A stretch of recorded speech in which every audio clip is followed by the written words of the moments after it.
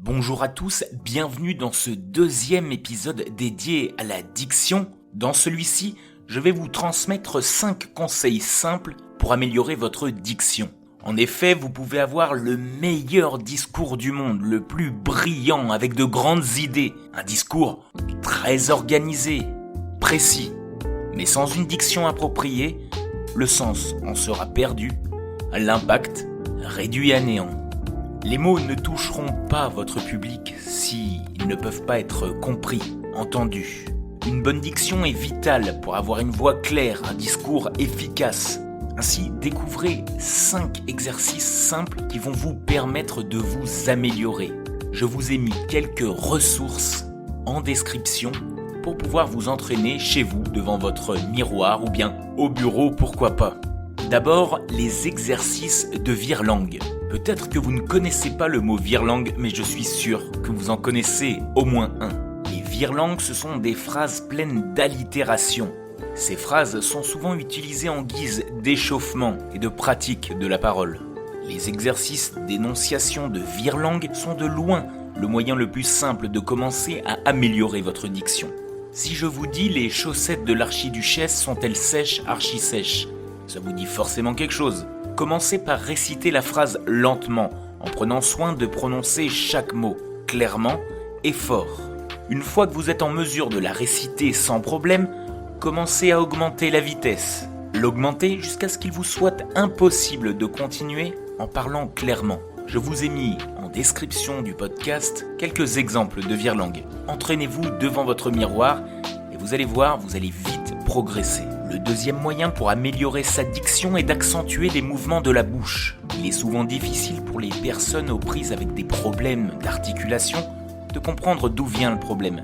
Mais ne perdez pas espoir. Il est possible d'améliorer considérablement sa diction simplement en se concentrant davantage sur les mouvements exacts de la langue et de la bouche. Trouvez un miroir et prononcez plusieurs phrases à voix haute.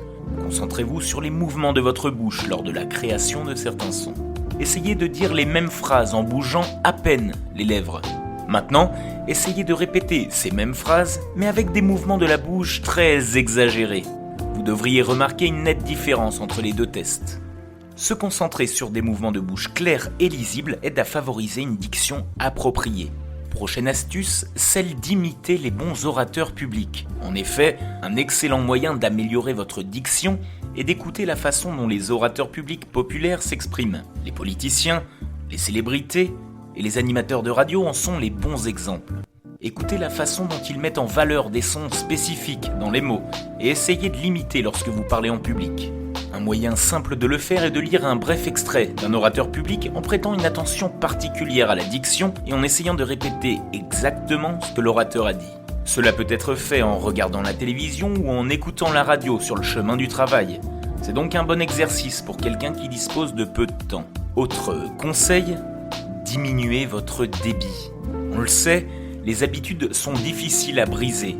Et une habitude particulièrement désagréable avec laquelle beaucoup de gens se débattent, c'est celle de parler trop vite. Pour s'exprimer à haute et intelligible voix, il vaut mieux parler lentement et clairement que vite avec des mots brouillons. Écoutez les présidents célèbres parler. Ceux qui sont connus pour leur articulation ont tendance à parler plus lentement. De plus, parler lentement a l'avantage supplémentaire d'envoyer un message d'intelligence, de sagesse et de réflexion. Qu'on soit clair, faites juste attention à ne pas parler trop lentement non plus. Enfin, dernière astuce, suivez vos progrès. Comme pour toute compétence, il est important de suivre vos progrès d'apprentissage afin de voir jusqu'où vous en êtes. Essayez de vous enregistrer chaque mois ou chaque semaine et revenez l'écouter plus tard. Il peut être très encourageant d'entendre les améliorations de l'articulation. Si vous suivez les 5 conseils d'énonciation décrits dans cet épisode, en un rien de temps, vous pourrez améliorer votre diction, dans un seul but, celui d'intéresser les autres.